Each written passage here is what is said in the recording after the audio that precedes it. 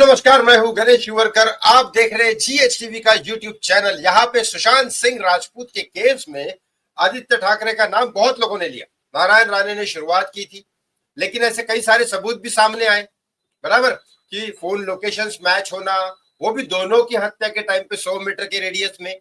जो राशिद पठान खान साहब बोल रहे हैं, जिसके PIL में दर्ज है, उनका केस अभी तो सतीश सालियान दिशा के पिता ने भी किया है, और दिशा के पिता ने FIR में सीधा सीधा लिखा है, जो FIR तो नहीं ले रही थी पुलिस, लेकिन कोर्ट में चार्जशीट को FIR बनाया गया है, उसमें सीधा सीधा लिखा गया है कि आदित्य ठाकरे ने और उनके साथी जो है, बाकी नाम आपको पता है, उन्होंने रेप करके मर्डर किया है मेरी बेटी का। ये सीधा सीधा लिखा है, राइट। उसके FIR की रिपोर्ट में कई बार लिखा चुका हूं। अब यहाँ पे बात आती है कि इस मुद्दे से कैसे निकले, क्योंकि इन्होंने निकलने के लिए कई बार स्टेटमेंट दिया कि मैं तो इधर था ही नहीं, मैं तो अपने दादाजी के वहां, नाना जी के वहां हॉस्पिटल में था, बल्कि वो 8 जून को था ही नहीं, वो तो 14 जून को था। दिशा सालियान के केस में जब बात किया तब वहां फंस गए। फिर उन्होंने कहा नहीं नहीं नहीं नहीं नहीं, वो मैं 14 जून को था, लेकिन 8 जून को मैं इधर मेरा फोन लोकेशन मैच हो सकता है, लेकिन क्योंकि मैं किसके साथ, असलम शेख के घर पे था, वो उधर 100 रेडियस में आता है उनका घर, दिशा सालियान और उनका। लेकिन उन्होंने ये घुमा दिया बात। अब एग्जैक्ट फोन लोकेशन अगर मैच कर रहा है तो फिर वो वहां से मंगाना पड़ेगा अमेरिका से, क्योंकि यहाँ तो सिर्फ टावर बता देता है, इस टावर के नीचे था। अब वो कितने टावर, एक टावर के नीचे तो बहुत बड़ा रेडियस आता है।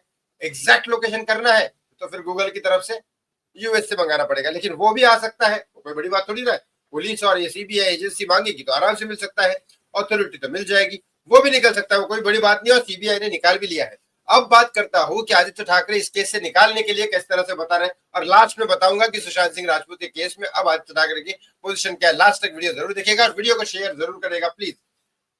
अब मैं बता देता हूं आपको। पहले तो इन्होंने दाव खेला था कि चलो राज ठाकरे को साथ में लेके आए, BMC के इलेक्शन जीतने के लिए नहीं, राज इस मुद्दे को भटकाने के लिए, और मराठी भाषा बोलो। ये राज ठाकरे ने अपना प्रोपोगंडा चालू कर दिया और बेचारे हिंदू लोगों को ही पीटना चालू कर दिया। ये दोनों हिंदू हृदय सम्राट बाला साहब ठाकरे के अंदर से राजनीति सीखे हैं, जिन्होंने हिंदू को सपोर्ट किया, और ये भाई साहब हिंदुओं को ही पीट रहे यहाँ पे मराठी के नाम पे। ठीक है, तो वो तो चला नहीं, बाद में भी इलेक्शन, ये BST बस के इलेक्शन हार गए थे, तो इनको समझ में आ गया अलग हो जाओ। अब उसके बाद इन्होंने अब नया दाव खेला। क्या खेला? उद्धव ठाकरे, एक देवेंद्र फडणवीस साहब ने एक ये किया था। क्या किया था मैं बताता हूँ। देवेंद्र फडणवीस साहब ने बोला था कि कई कई जगह पे बारिश ज्यादा हुई, कई कई जगह पे धरण वगैरह जो होता है ना, बांध वगैरह जो होता है, वहां से पानी चला जाता है, हवा पानी ज्यादा होती है, तो किसानों का नुकसान होता है। अब बेचारे किसान जो हमें रोटी रोजी मतलब खाना पीना देते हैं, प्रोवाइड करते हैं, और भारत एक किसान प्रधान देश है, जय जवान जय किसान, और यहाँ से कई सारा खाना दुबई और कई सारे कंट्री में जाता है। इस वजह से आज भी इंडिया सर्वाइव मतलब अच्छे से रह रहा है, किससे? पर सिर्फ किसानों की वजह से।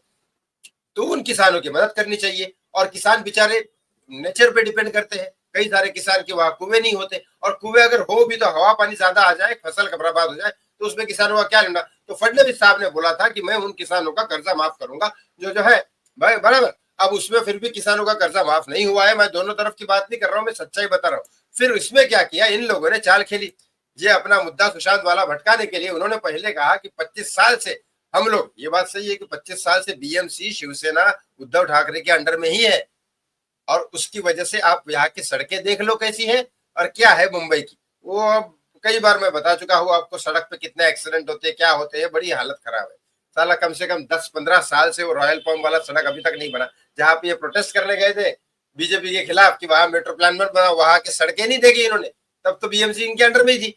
लेकिन चलो जाने दो भाई, वहां पे जहाँ BMC के कितने स्विमिंग पूल, ये वो सब काही सारे, बाप रे बाप, मी जेवढा सांगितलं तेवढा कमी आहे। इतके खराब सिच्युएशन आहे, बाप रे बाप। 60 करोड़ रुपए इन्होंने BMC के इलेक्शन से वहां से स्विमिंग पूल बनाने के लिए लिया था। साला 6 करोड़ भी खर्चा नहीं हुआ, 60 लाख भी खर्चा नहीं हुआ। उसकी हालत स्विमिंग पूल की अभी भी घटिया से घटिया। चलो ऐसे से निकालूंगा ना तो 2 दिन में, मुंबई में रहता हूँ मैं इतने साल से, मैं मुझे मुंबई के BMC की हालत बताऊंगा, इतनी बेकार कर रखी है इन लोगों ने। चलो जान दो। इसमें इन्होंने क्या किया, सुशांत सिंह राजपूत का किस्सा भटकाने के लिए इन्होंने सबसे पहले काम किया राज ठाकरे वाला, वो उनको जमा नहीं, इनके ऊपर ही पलट गया। अब उद्धव ठाकरे जो किसानों वाला, जो देवेंद्र फडणवीस बोल रहे थे कि किसानों का कर्जा माफ करेंगे, उद्धव ठाकरे गए किसानों को मिलने, बराबर। अब किसानों को मिलने गए और इधर आदित्य ठाकरे ने निशाना किसको किया? देवेंद्र फडणवीस को, कि भाई वो जो किसानों का नुकसान हुआ है वो आप पैसा पे कर दो। उनके लिए देवेंद्र फडणवीस को लेटर भी भेजा उन्होंने। आपको बड़े इसमें देख लो क्या है लेटर में।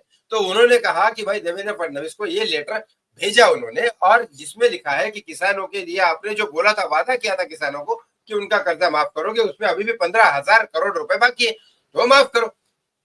तो अभी कहीं ना कहीं बीजेपी को टारगेट करे जा रहे हैं बीएमसी इलेक्शन जीतने के लिए।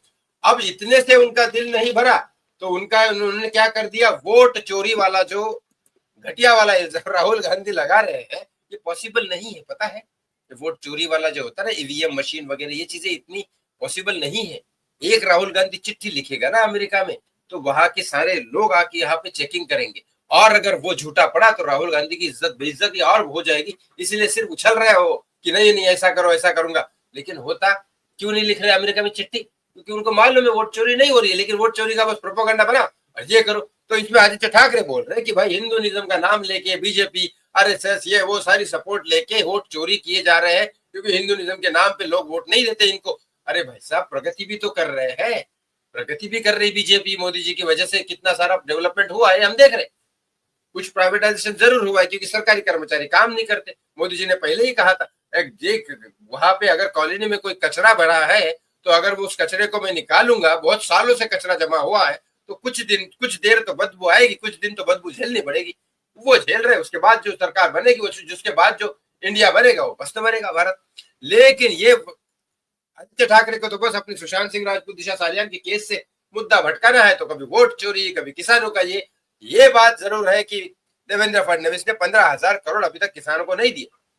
मैं सच बोलूंगा, वो फडणवीस के खिलाफ हो कि आदित्य के खिलाफ, ये बात सच है। लेकिन आदित्य ठाकरे को कोई किसानों से दया नहीं है, उसको तो बस अपना मुद्दा भटका के देवेंद्र फडणवीस को टारगेट करना है।